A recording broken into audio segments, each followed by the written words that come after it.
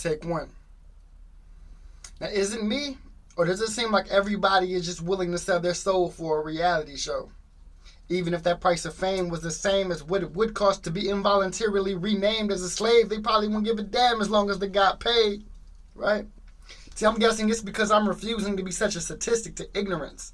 That's what makes me so different. Here in this generation where popularity seems to be so often mistaken as an easy obstacle that'll get you closer to looking or even feeling like a celebrity. So we see everybody auditioning, mostly on the internet, where they act out in a way as if it was really okay to act ignorant in public as long as it came with benefits. Benefits, like having somebody liking it or posting a comment on it, which is really what they often do without even thinking that through.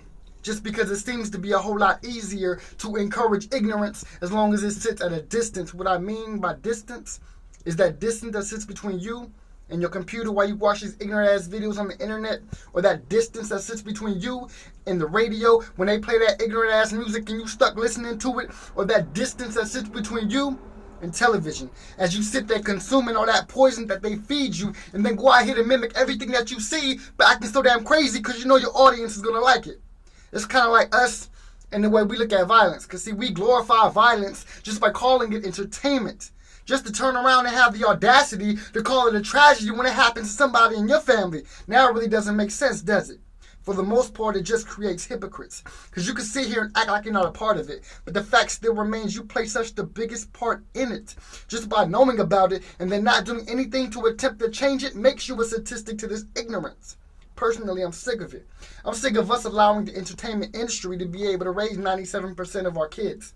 Or the fact that we sit back and act like we don't know that this is where our problem most often begins. Or the fact that it most often ends either in death or chains that hang from their wrist down to where their ankle is, connected to other men who also thought that rap song was a script and their life was the audition.